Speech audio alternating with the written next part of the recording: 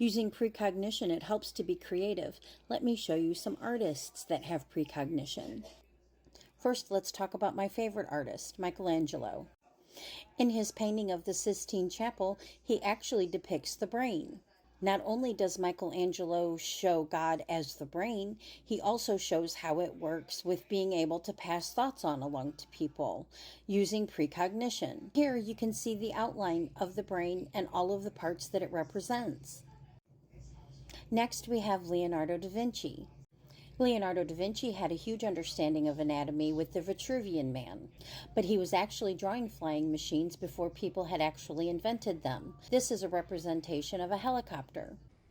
And in this case, a woman who carried a secret so powerful that if revealed, it would devastate the very foundations of Christianity. Wait, please. You're saying the Holy Grail is a person? A woman?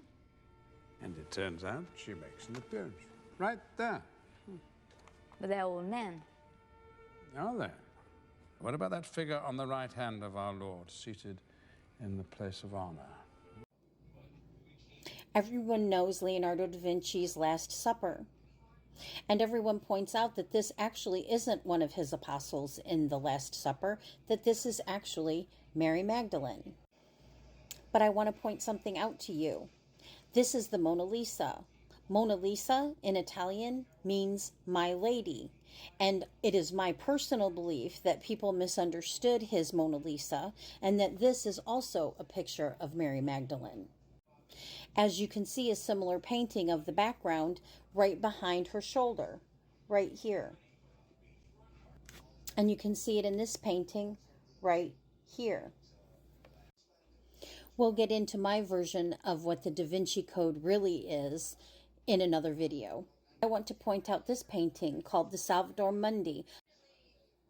There are people that think that it is not the Salvator Mundi painted by Leonardo da Vinci because of the way that he drew the orb in his left hand. I want you to look at the orb and see the 3 dots. It is actually a reflection of the constellation Orion. This is Salvador Dali. And this is Salvador Dali's famous painting, The Persistence of Memory.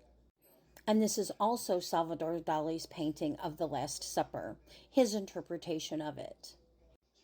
We'll discuss my interpretation of Salvador Dali's paintings in another video. And as far as modern day artists go, this is Matt Groening from The Simpsons. We are all familiar with the predictions that The Simpsons make. Season 5 of The Simpsons aired an episode titled Dollar Pringfield, or How I Learned to Stop Worrying and Love Legalized Gambling, in 1993.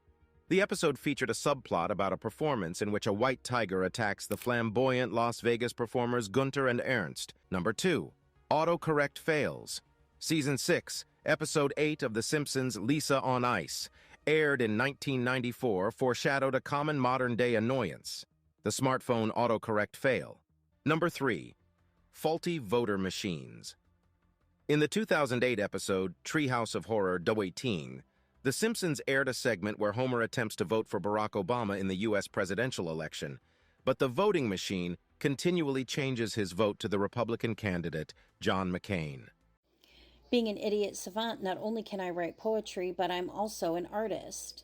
We'll get into my interpretation of the Da Vinci Code and several things that I think that they've missed along the way, and I will be happy to share those with you. Please leave me a comment if you would be interested. And keep dreaming.